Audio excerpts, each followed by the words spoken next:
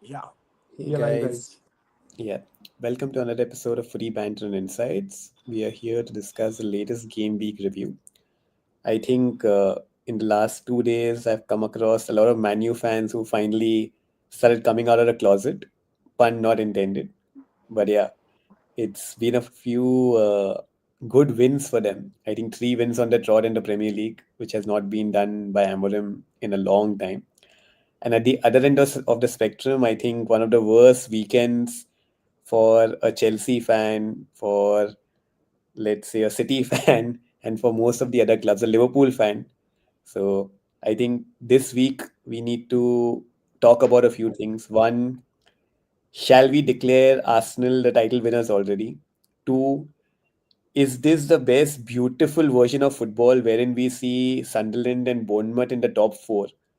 And despite being a Chelsea fan, I would love for one of these clubs to actually break the hierarchy and finish top four and get Champions League. Number three, are United now title contenders from relegation contenders 4 weeks back? So let's get started, guys. Looking forward to your views. What are we Okay, discussing so first? I think let's start with United because that is like the most interesting topic because I've met a few Manu fans like across wherever I go. So there are two very big Manu fans in my office. There are few Manu fans in my building, and like I said, one of my friends he's actually come out of the closet in a non-sexual way now that he's wearing the jersey again. So yeah. was that by any chance Neeraj?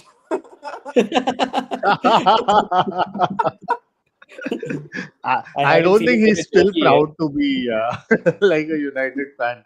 The amount he was criticizing the team the other day. He spends a lot of his time with Varun, so that's the reason for that.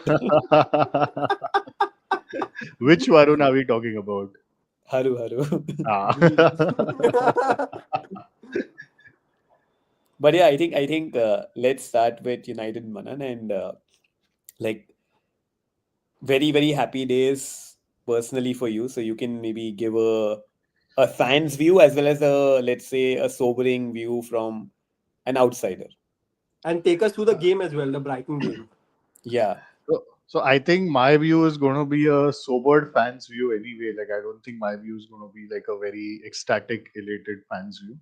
But yeah, the game. So the three of us, we saw the game together with Neeraj and Ishan, and it was like the first half. We had first 10 or 15 minutes, which were मनन तू mostly अफटानी को तो Brighton. भूल ही जाता है यार. Varun bola na, three of us and हाँ, Varun and Ishan. I अच्छा think I ठीक thought I said. He came too late. Yeah, I think वैसा भी कुछ था. Anyway, है. uh, जब तक तुम उसको यहाँ पे नहीं लाओगे, I'm gonna refrain from referring to him. We need to get Fine. him on the podcast. हाँ. I don't think we one can afford him. 1 million views. उसके reels बनाएंगे. हाँ. But coming back to the topic, I think the first half, the first 15 odd minutes, it was mostly Brighton. United started a little slow, but Brighton were very sloppy in their play as well. And for the rest of the half, United took control of the game.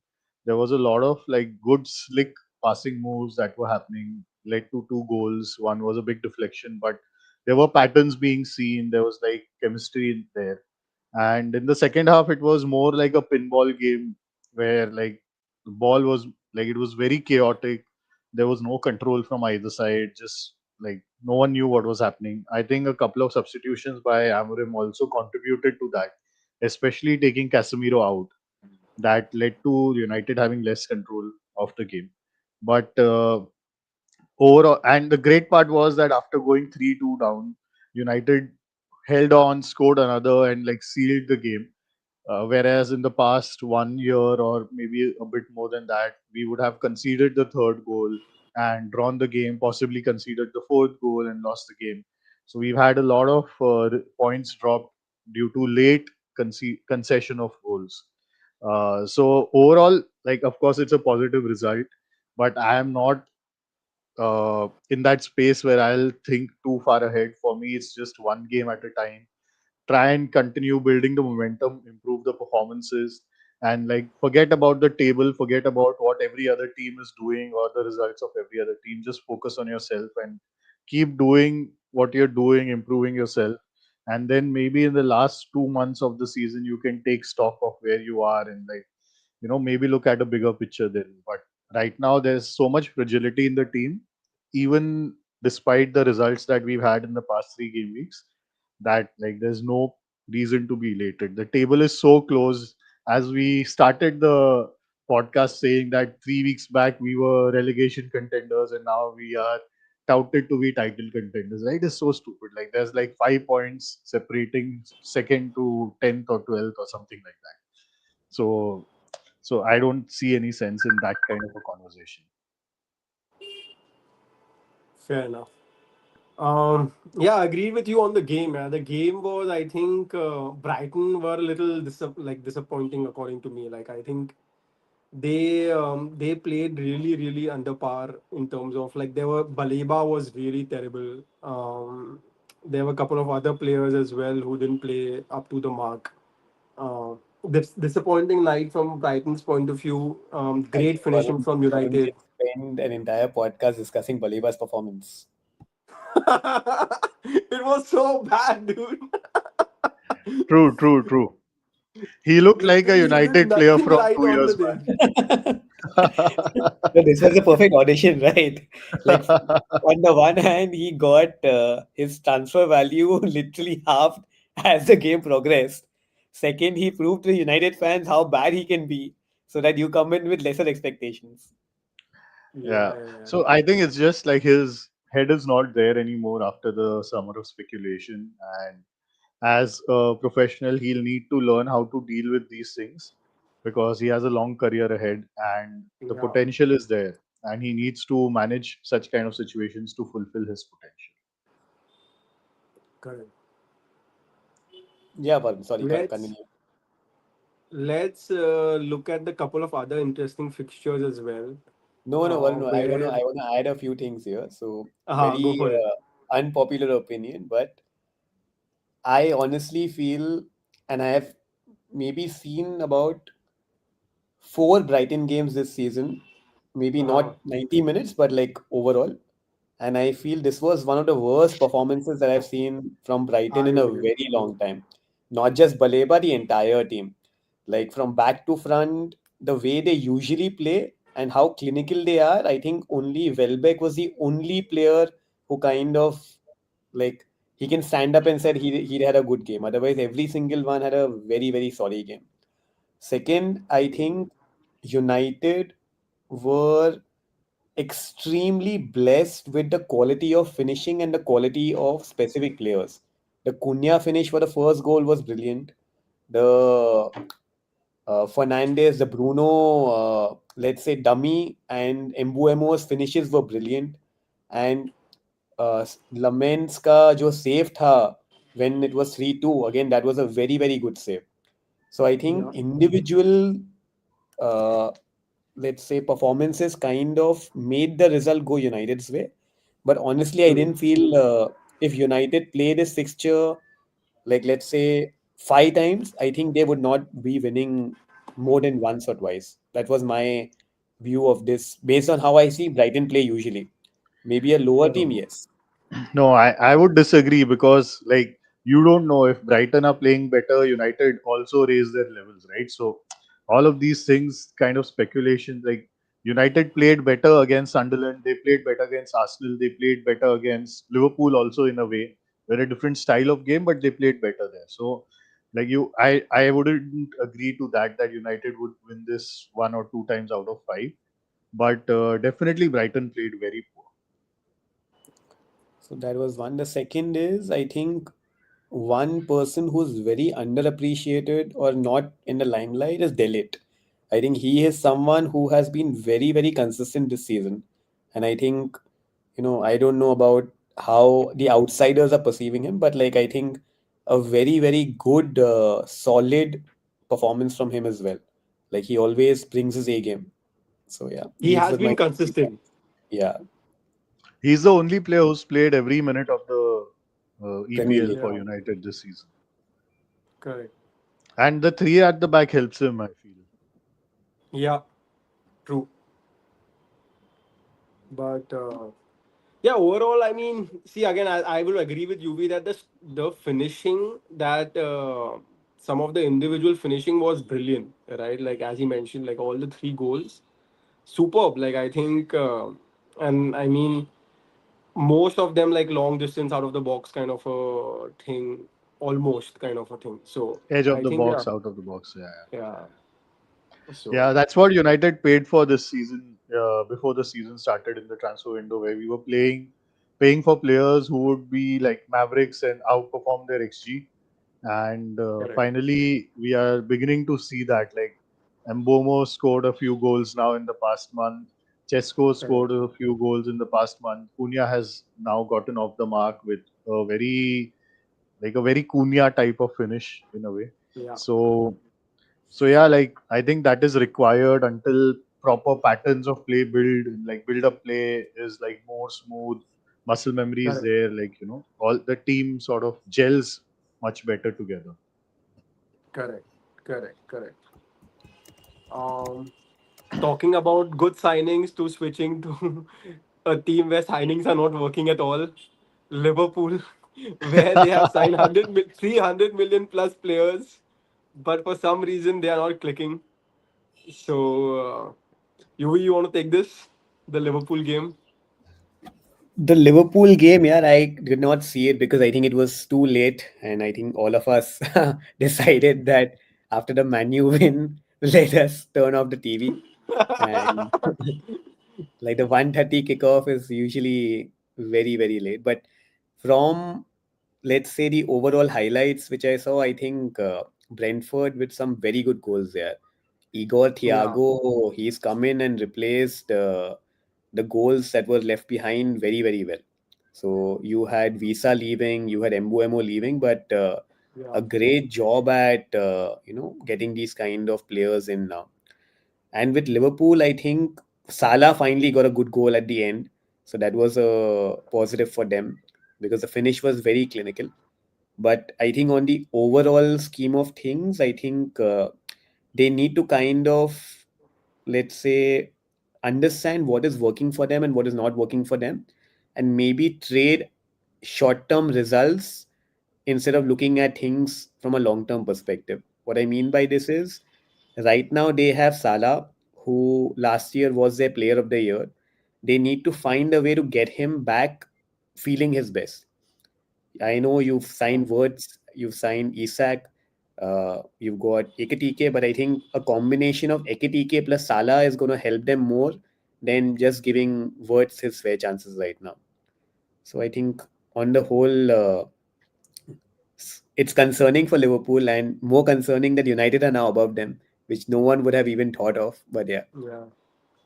I think you look at these games and then you understand how important fullbacks are in the game, right? Like I feel that are the like both the fullbacks are the weak point for Liverpool, and that impacts your defense. Not only defensively, it impacts you going forward as well. And the partnership these fullbacks are having with the wingers, right? So kind of, I don't think Salah and Bradley have had that partnership that Salah had with someone like Trent in terms of attacking play. And I don't think on the other side, Gakpo and Kirkez have that kind of a partnership, right? And Kirkez, on the other hand, defensively also looks a little shaky right now. He's still not settled in. So I think I think Sloth could have kind of given Robertson a start rather than kind of given Kirkes more time to kind of settle in the team before kind of playing him week in week out kind of a thing. That is a pivot that can be made still. Um, and I feel like, as you said, Ekatike is a better option, I feel, than both Words and Isaac at the moment. So, yeah. So, like, what this shows us is that team chemistry is important, and Yeah, integrating so many new players together in a team where it's not like they are coming on as like squad players, they are all first team players and replacing big players also. Like, correct. Nunez isn't there.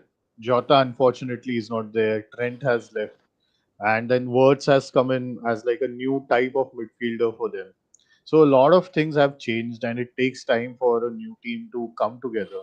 Uh, like what they did in the midweek against Frankfurt. Admittedly, Frankfurt were a very poor team. Like probably as poor as Brighton or even worse. They've had a horrendous run in the past month or something, and Liverpool won 4-1 or 5-1 if I'm not mistaken. So they 5-1. played a two-man front line. Like they played 4-4-2 where Wirtz was on the right cutting in, and he had Frimpong who was providing the width, and then you had Isak and Ekitike up top. Now they didn't click well together, but at least this whole system worked for Liverpool, and they can easily do it with Salah and Ekitike or Salah and Isak also. Like Salah can just be devoid of his defensive responsibilities by playing up front, and maybe that is the way to get the best out of him. Like just make I him run feel less. I feel just get Saboslai to the right back, get Robertson at the left back. Correct. And Saboslai played really, really well at the right back. I remember against Arsenal as well. He was really good. And I think couple of games around that. So get Saboslai on the right back, get Robertson on the left back, secure those two fullback spots with really, really good players who can play, who are very versatile. Going forward in the midfield and at the back also, they can do a good job. And then, of course, I feel that Soboslai Salah partnership, once that improves, it will just create a better output overall for the team. No, having said all of this, I think we should also appreciate Brentford. They are no muck. Yeah, yeah. They are a very good team. This puts into perspective their previous results also. Like they started the season a little iffy, but they've picked on from there. And they've also had a lot of churn in their team. It's not like it's a team which is stable from last year. They lost their two top scorers. And it is so interesting that they had Igor Thiago a season back. So they had him from 2004, from the summer of 2004, and unfortunately he was injured for the large part of the last campaign, so he didn't get to play so much, and plus he had Visa and Mbuemo ahead of him.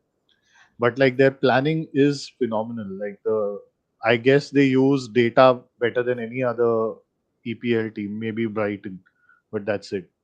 So they played well, they execute their plans well, and like uh, if a team is vulnerable, they will exploit that vulnerability. They find that and they exploit it, and they just keep pushing, pushing, pushing. So, Correct. so kudos. And like their coach is a set piece coach. Yeah? Like the manager is a set piece coach from last year, and there was so much hue and cry when he was appointed. And maybe like we don't know, maybe the season can go kaput from here, but just the fact that where they are right now at this moment is very appreciable. Correct. So honestly, at the beginning, so I'm just looking at the table right now. If I go from the top, Bournemouth, no chance I expected them to be second after their entire back line was taken away from them, right?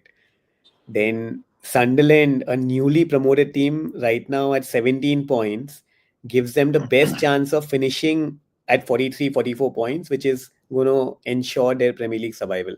Again, very Correct. impressive.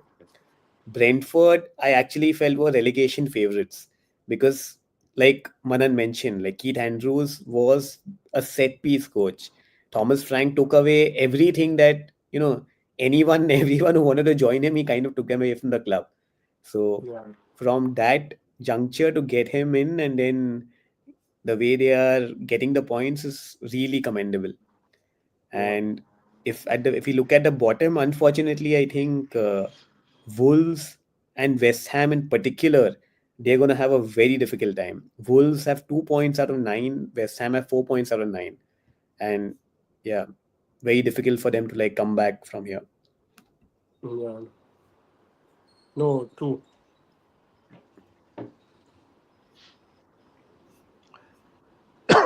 On the There's a subject chance that So, all of three of the Varun, I think promoted you're on teams mute.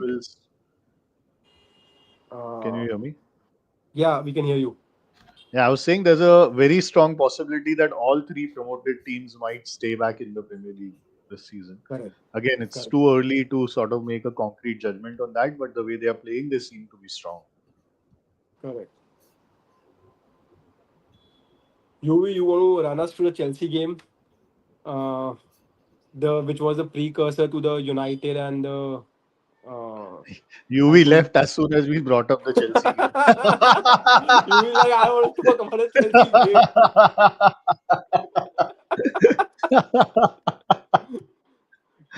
Crazy क्या timing था यार.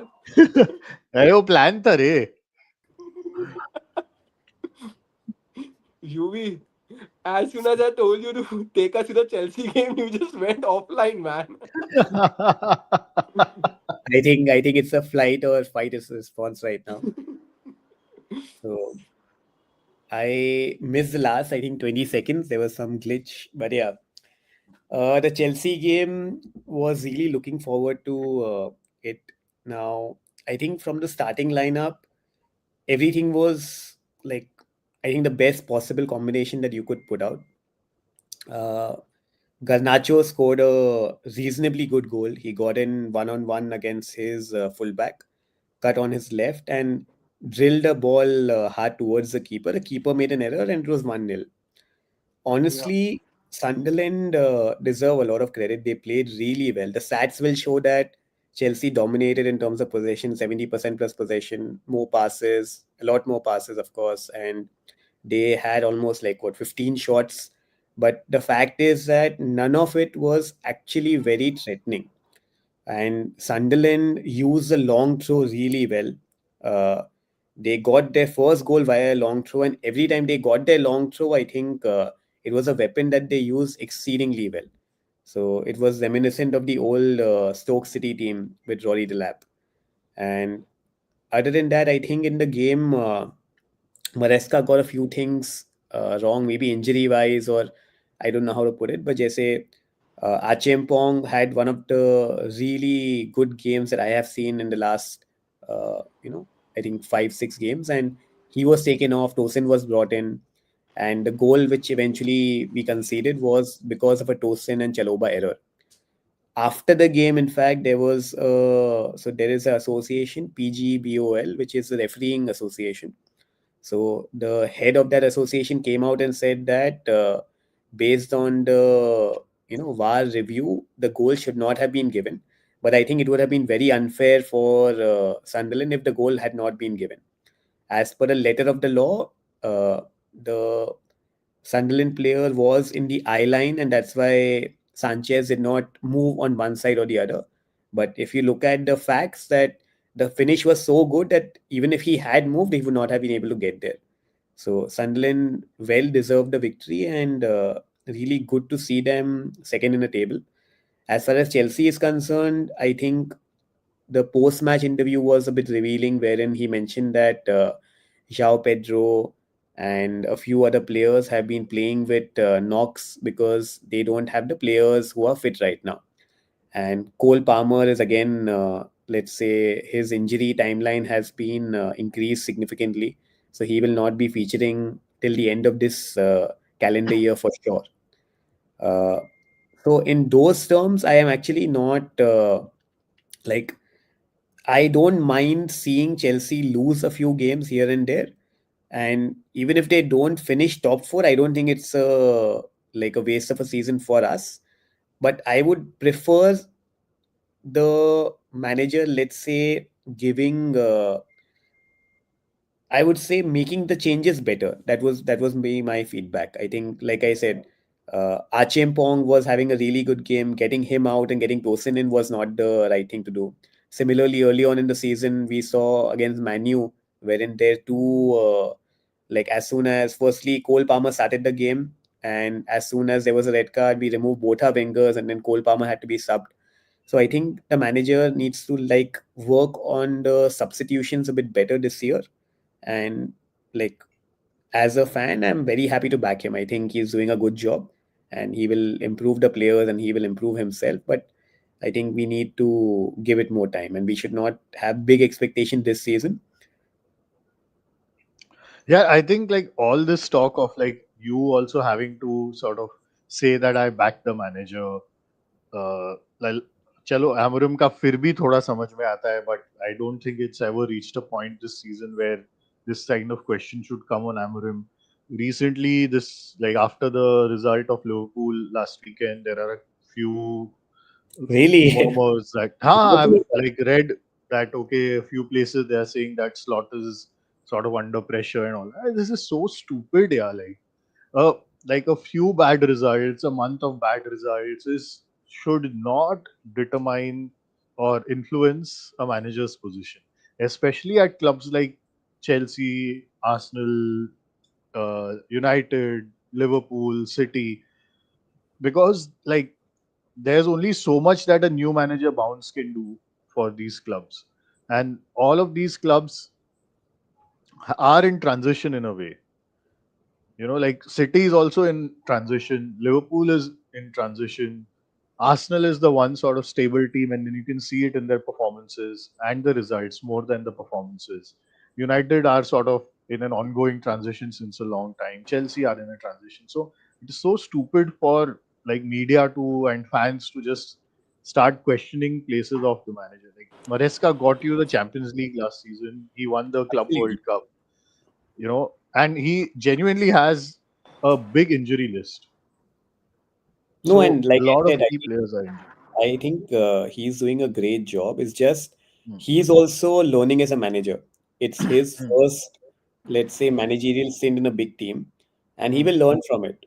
So Hmm. every time, like I think, if I analyze the season, he has to look at it and then improve himself and improve the players, and that's it. Hmm. Like we can always, uh, you know, like I would want to back him irrespective, like whatever Hmm. happens. That's Hmm. the thought.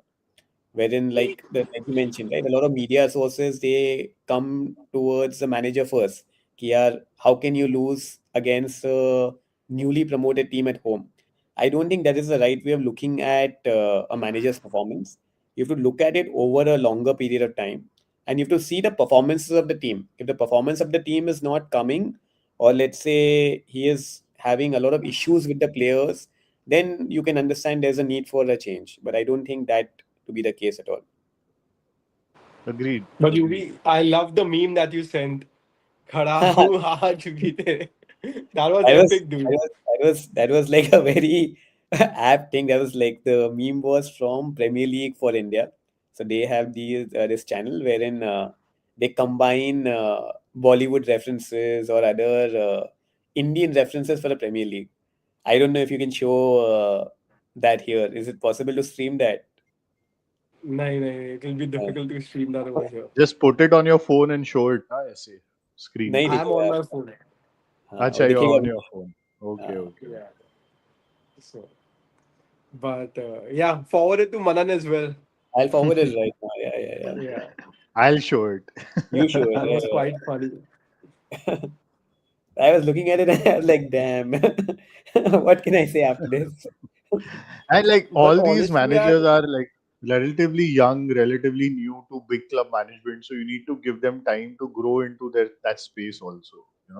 Like Guardiola's first three games were like two losses and one draw at Barcelona, and then he won the treble that season. Like, I mean, it is so stupid to have such a short-sighted, narrow view of like managers.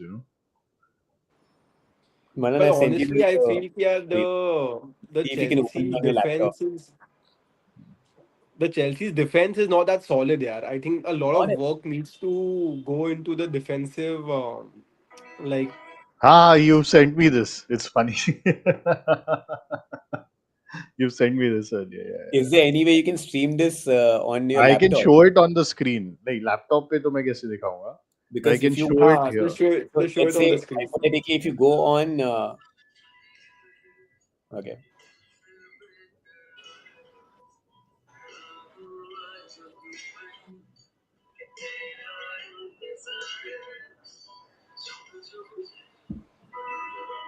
yeah, This is so funny.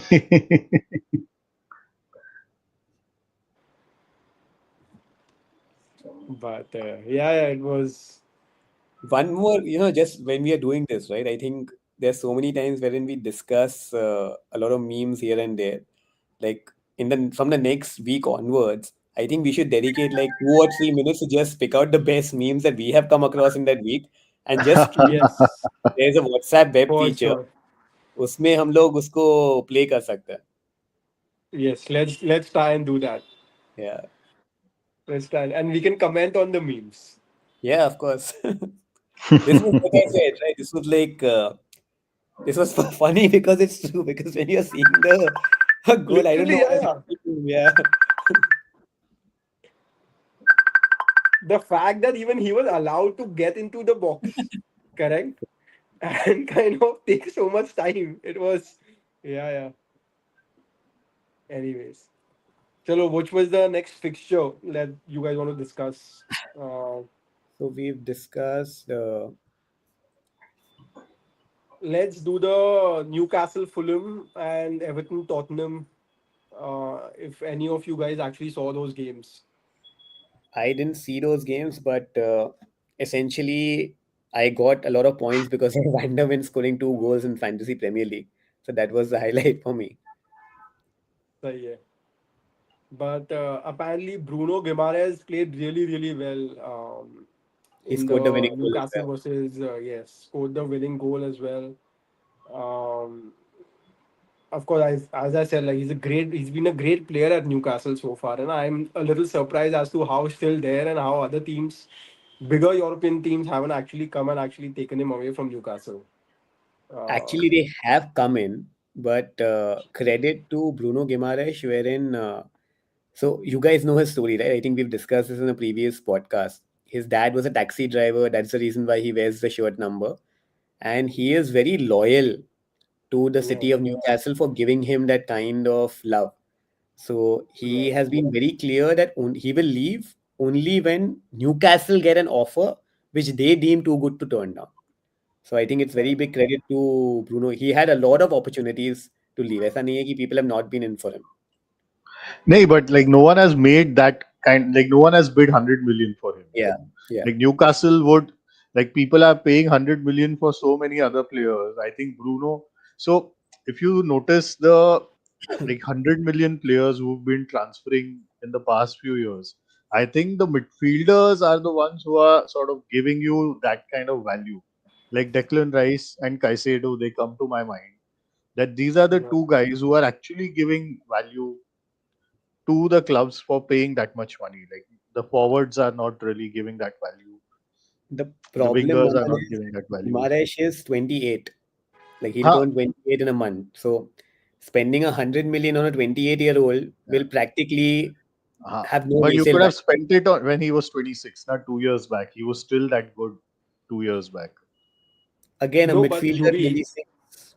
for example, just to give you an example, if you sell someone like Bruno, get Bruno Fernandes, and then you get Ah, Gimares, and like it's I think in that midfield pivot, double pivot, I think it's a immediate upgrade in that position, right? hundred percent.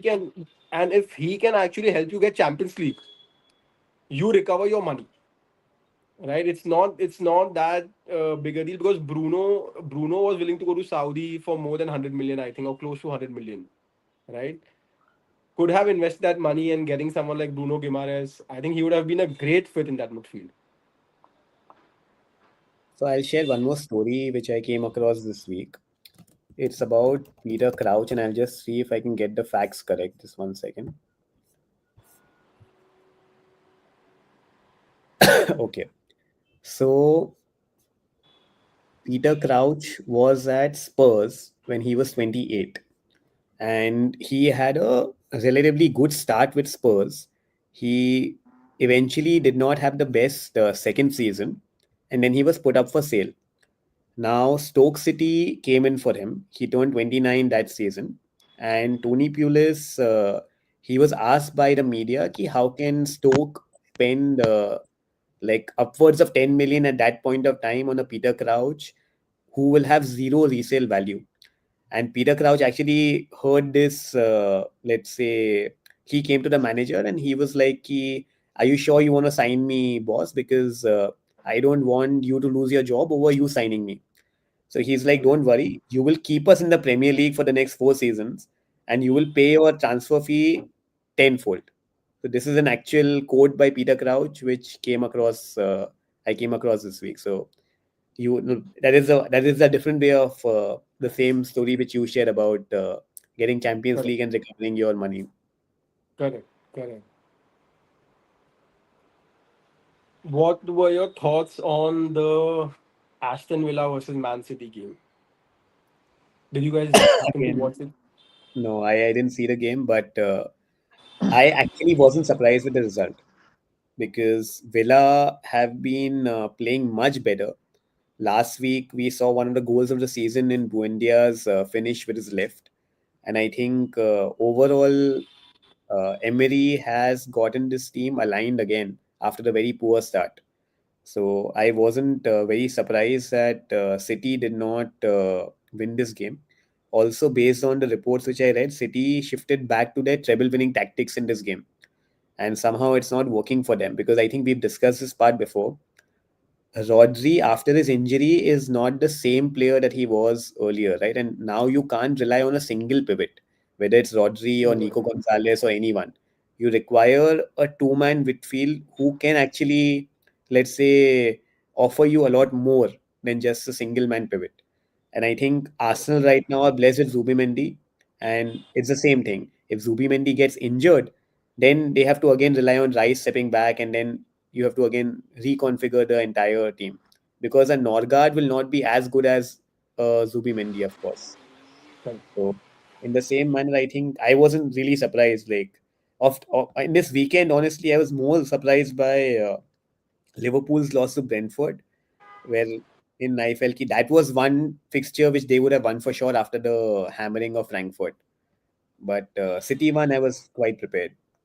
I was just a little surprised because I think Villa played a midweek game on Thursday, so they had a very short period to kind of prepare for this game, But they lost and the I think midweek game on Thursday. and they lost the midweek game, Yeah. right? They lost the midweek game to a very random opposition. Go ahead, So Eagles. and yeah, so I was like, probably this is going to kind of, and with Man City being in good form, Donnarumma not conceding for a few games, I thought, and the form that Haaland was showing, I thought he probably kind of City will easily win this one. But yeah, I mean, the game just showed how reliant they are on Haaland, right? Like Haaland doesn't score in one game and then they're struggling to score goals. But they need to kind of figure out some solution to this. And the couple of games that Man City have in the next 2 weeks are kind of difficult in the Premier League. So let's see. It'll be interesting to see how they kind of progress from here. So midweek, I was just seeing the lineup. So Rogers, Marlin, McGinn, Cash, and I think one or more. So like basically five of their regular first team starters were on the bench. So I think they were saving him for the Premier League weekend. It didn't work out midweek for them, but the weekend was perfect in terms of Yeah, a tactical style. correct. So Man City next week play Bournemouth at home, and then they play Liverpool at Wow. home. This is the Premier League, and then after the international break, they have Newcastle away. So the next three fixtures in the Premier League are kind of a little tricky fixtures for them. So let's see how they kind of progress from here. It'll be very interesting. Like I said, I think we should just crown Arsenal champions right now. No, no, And yeah, too early. Too early. Yes, It's coming to nine that games. conversation. Yeah. I have actually stopped watching Arsenal games completely because I don't see them conceding a goal. So there's zero excitement, and now their team is so well equipped. Like even when the opposition attacks them, they know exactly what their job is. And I was actually expecting Eze to score this weekend when you go back Yeah, to your former club, right? And he actually scored a very similar goal against Arsenal for Palace. Uh, I think last season or last to last season. So I yeah. think this is a good way for him to start his Arsenal career as well. So yeah, I The think only concern I have is The same concern I had for Liverpool at the beginning of the season, where yes, they won 5 games in a row, right? Liverpool, but you could see that they are not that smooth. You could see that there is some issue with the defense, etc., etc. And I have a very similar concern with Arsenal. Although it's not their fault that, like the opposition teams are having a complete low block strategy and kind of putting all the 10 outfield players behind the ball. Um, but I think they are not able to create as many good chances from open play as I would like them to. And I think that is one point. If if in few games they don't actually end up converting their set plays, this will come and bite them back. Correct. And Premier League form currently ऐसा है कि यार, if you give a window of opportunity to any other team, they will pounce on it. So Premier League is very, very ruthless, right? Like you have to keep up that momentum game week after game week, and just figure this out. Just figure out how you can create more chances from the open play, and I think we should be kind of sorted. Apart from that, to your point, whether Arsenal are already kind of you can declare them winners, I don't think so. It's only game nine. It's like 25% भी नहीं हुआ, 25% भी नहीं हुआ यार games. तो very, very, very early to say this यार. So Let's my get into November. Let's get into the November month. Let's see Feb and March. Those are the two Yeah. tricky phases for Arsenal. So my Like, base is very a simple. month back we were saying Liverpool run away with the title, exactly, like they are like Hey, four no, no, exactly. no. points. Manan, I have never claimed that. I've I always not you, maintained. Baba. In general, Uh, people, like when I say you, it doesn't mean you per se. In uh, general, like Varun and I, we've been watching a lot of EPL together in the last month, and he's always been like, "यार यार, Liverpool तो बहुत आगे निकल गई है. इस weekend हमको ये result चाहिए. इस weekend हमको." So it's too Yeah. early. I think if Too this early. Yeah, kind yeah. of pace continues for Arsenal and for the other teams, let's say by the end of the year, then I think we can say that okay, Jan first week में यही pace चालू है where Arsenal's form is continuing and all the other teams are performing at similar form as they are now. Then I would Correct. be comfortable anointing them that okay, they are the ones winners in the making. Similar to what happened to Liverpool last season, right? Like by sort of January, we knew that they were too far ahead. So that is when I think we can comment on it. They look solid, I agree, and they are sort of winning difficult games. They are winning difficultly, but there's only that much you can do with that. Like you need to start dominating games in terms of creating chances and scoring goals, and not relying on set pieces. for me, it's very simple. They have conceded 3 goals in 9 games, and they've had one of the most difficult runs of fixtures, both home and away. Now, in the remaining 9 games, they just need to click a little bit. And even if they don't click, they tend to not lose games. And when you don't lose games, you always give yourself a chance to score that odd set piece here and there or that deflected goal. And they have the firepower which they did not have last season. For all, let's say, intents and purposes, someone like an Eze, like last year, they would have actually maybe lost this game because Eze would have been on the other side and he would have come up with some magic. Or let's say in the Man City game again, they were 1-0 down and it was down and out. And then again, Eze with that floating ball from the top, and Martinelli scored that great finish. So these are the small changes which they have been able to add on, which let's say gives them that clear advantage. Like I would kind of wait for Arsenal to be crowned champions if they had a defensive chink in their armor, which I really don't see at all. And the thing is, even if they lose, for instance, a Gabriel or a Saliba, Hincapi and Mosquera are good enough to step in and ride the wave. So that's the other end of the spectrum. No, no, for sure. They look very solid right now. My whole point is yes, too early. कुछ भी हो सकता है यार. There's so many games left. Like literally like 29 games left. Yeah, it's like a long, long season. So just take one game at a time. The biggest problem is that they have not won a league for 21 years. These players haven't won anything. They don't know how to win. Correct? That's a big mental hurdle. So when the tough when the games become tough in the run up, say March, end of Feb, March, I think that is when they will be tested mentally. I'm not denying the quality that they have on the paper, or like how good the players are, or any of those things, right? But it's just that we have seen this before as well, right? Them leading by 8 points with 8 games to go, and they blew it up from there. So like we have seen it before. It's just that we want, like, that mentality only builds once you win the league. Until the time you do that, put your head down, win games, take one game, 1 week at a time, and then let's see what happens when you reach March, and take it So from there. just one stat or analogy.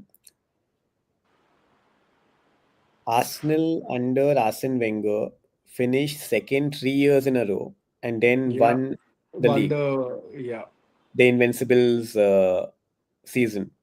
And I yeah. think this is a very similar pattern which can actually repeat. I'm not sure if they can be invincible, but They have already it lost to Liverpool. they've already lost, correct. So they can be, well, let's say 3-2 second place finishes and then finally the win. Yeah. And if history has to go in that direction, then Chelsea won the league after that. So I hope that also repeats itself. Post. सही है. Now I No, know why I'll be you're rooting happy for with that Arsenal. also because then United would win like Yeah, six titles in 8 years. So. correct. सही है. Yeah, फिलहाल I would just take one win, one Premier League win right now, and I'll be happy as of now. But let's see. देखते हैं. But Have you yeah, guys seen one the game week movie at a time. Fever Pitch? Yes. In case It's anyone has not seen it, please go and see it. It describes the life of an Arsenal fan perfectly. Yeah, absolutely to the T, right? Like absolutely, and it's actually, for people who don't know, it's about the 1989 season where Arsenal actually won the league on the last weekend, the last game week, and they actually had to defeat Liverpool 2-0 to win the league on the last in the last match, and that's what they did. And that too, it was away to Liverpool. So, yeah, that was crazy. That the whole movie is actually very well shot and actually made. So yeah, the name is Fever Pitch. If you guys didn't get it, um, but yeah, what? Any other final thoughts on the game week? Like any other games that you guys want to discuss? Let me just check. Bournemouth with a great win once again. So that was Yeah, really good. And I saw a bit of that game. This new fellow they got up front, Krupi Jr. Again, what a goal by him, yeah. It was really, really good. Leeds with a good win again. Again, that was significant for them. yeah, And unfortunately, Nuno and West Ham have lost three in a row. So that's a bit of a concern. So I think these were the only things. I would also like to take maybe 5 to 7 minutes and we can discuss the Clasico. I think that was a very significant game over the weekend. I'm sure Manan would have watched it as well. I watched the game as well.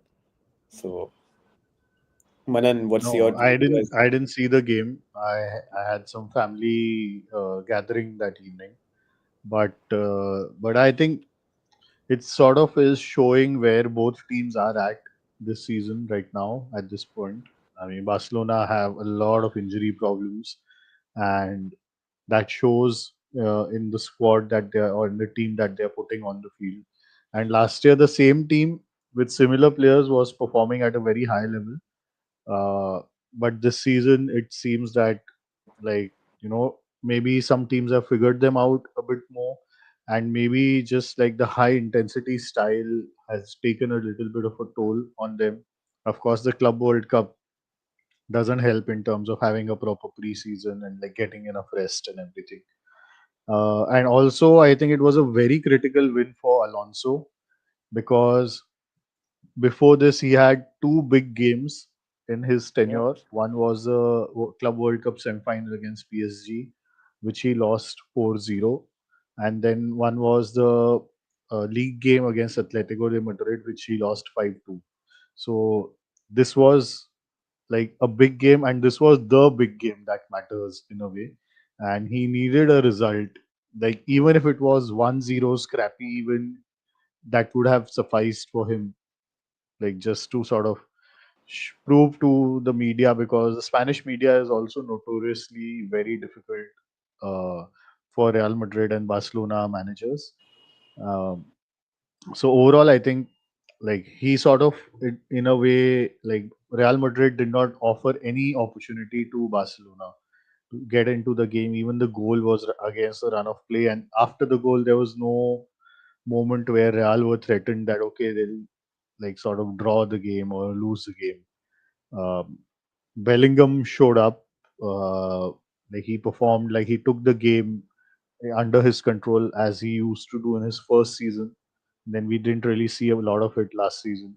So Mbappe, like he's pressing, he's doing the defensive work. I don't know, like there's some sort of a love he has for Alonso that he's following all these instructions that he's never done before at PSG under various managers at with Ancelotti also. So I think he's something seen has clicked. I think he's seen Dembele under Enrique and realized that this is what he needs to do to win the Ballon d'Or. Probably. Yeah. I hope that after the first Ballon d'Or, like he doesn't go back to his old ways. You know, like okay, this milestone has been achieved, and now I can do whatever hell I want to do. Vinicius played well, did everything correct until he was subbed, and then he had this tantrum, went directly straight to the dressing room. So again, like a lot of noise created outside the game when it was not necessary. Um so yeah, just like as of course as a fan of Real Madrid, I'm happy with the result and everything. Beating Barcelona is always a good feeling. Real Madrid has been keeping my spirits up in the past 10 odd years when Manchester United has like sort of been performing very poorly. So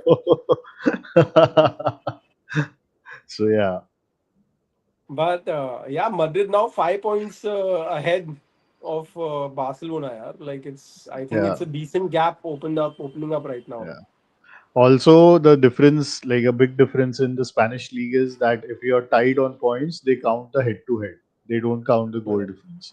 So beating Barcelona is already like critical in a way. You know, Yeah. when you know there are like two, maximum three teams who are going to be competing for the title year on year, and head to head matters, then like those four games become very critical. Correct. Cool. So one, let's say, discussion this game week. I think before the game started, Lamine Yamal had a lot of things to say about Real Madrid in an interview which came out. And I think that motivated the Madrid players a lot. Like if you see the game, there are certain tackles, there are certain plays wherein they have been super aggressive on him personally, and they have celebrated, or let's say they have done those difficult things to kind of prove a point. So I think the Barca contingent, it's come out, they are very unhappy with Yamal's off-field antics. The other thing is he's been injured, so he's not been having his best, let's say, run so far. And despite the injury, he played decently well, but not to the standard that he usually does. Although he had one amazing ball which he gave to Kunde, and Kunde could have equalized at the end. Uh, like he should have equalized. It was a gilt-edged chance which he kind of, instead of heading it, he tried to take on his shoulder and miscontrolled it, and it went Fida to Courtois. And Madrid, uh, like I think Mbappe, he is someone who always tends to hit the target, and with the power that he generates, it very much reminds you of R9 in the way he kind of gets his body to kind of move in those directions. And Bellingham's assist for the first goal was absolutely brilliant. I think the way he turned Pedri was beautiful. And in general, I think Barca did have their chances. Uh, they could have done a lot better, but they were just a little under par overall. And I think Ferran Torres, he did not have the best of game. Fermin Lopez had a couple of good chances. He could have passed a couple of times wherein he opted to shoot and it didn't really go in. So overall, a game of fine margins, despite the fact that Madrid 100% deserve to win. And I think it'll be interesting to see because now Barca have come out and said that they want Yamal to rest and recover from his injury. With Rafinha already out, it'll be interesting to see. Lewandowski is out also. Lewandowski is out. It'll be interesting to see how they kind of cope up over the next 4 5 weeks. So, like, I think we had this discussion in one of the podcasts earlier about overplaying young players. Like, I think we had this discussion where, like, how young do you want your players to be once they start getting into the team and like playing every match? And I feel like Yamal started when he was late 15s, early 16s, and he has been the key player for Barcelona and for Spain, playing pretty much every possible minute that he's been available for Yeah, close to 3 seasons now. And that is not sustainable for that younger body. Like, he might have the skills better than like any other player ever in the world, but his body needs to support to be able to play yeah, so many games back to back. And it's the responsibility of the club to like save him. This happened with Pedri when he came onto the scene for the first season or 2 seasons. Like, in his first season, he played 75 odd games, and the next season he played another 75 odd games, and he lost 2 seasons after that. Constantly injured, back to back, back to back, back to back.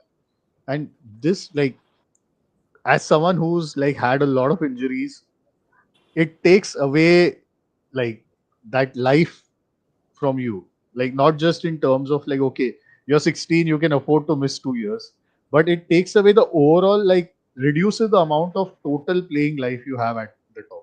Injuries don't help. Like, you can recover 100%, but that threat of getting injured is always there again. And then you like it. So I think younger players need to be protected a lot more by managers, yeah. despite Game time management is whatever. very important. Yeah, game time management is very important. I remember when Sir Alex was playing Cristiano Ronaldo for the first couple of seasons. Time was managed so well. Like, he would play certain games, he would play like as a substitute in certain games. Of course, he was not like as good as Yamal is right now when he was at that age, but still, like, his time was managed because his body was developing, and that is very critical. And that happened with all the other managers of that era and previous eras also. Like, where they would manage the health of the player. But I feel now the pressure of winning is so high with social media around, with so much scrutiny from the regular media, and like so much more money involved in the game, that managers don't think of bodies of players anymore. No, I think that's always been the case, man. If you look at someone like a Michael Owen, at 17, 18, 19, 20, he won the Ballon d'Or in his first 3 seasons. He was the top scorer for England in one of the major tournaments. He won the treble with Liverpool, although it was a lesser treble. Hmm. So he was played every game. So it depends on what kind of team you have, right? Like for instance, right Correct. now you have Max Dowman at Arsenal. You don't need him to play every game because first you have Odegaard, then you have Nwaneri, then you have Dowman. So he can be etched into the side. Whereas someone like Yamal at Barca, if he doesn't like, they want to build him up, right? They want to create the club in his impression now. So I think it also depends on which club you are at and what kind of depth you have in that club. Yeah, but what kind of club are you building if the golden goose is not there anymore? Like, you need to preserve the golden goose and not just like take the eggs continuously and burn it out.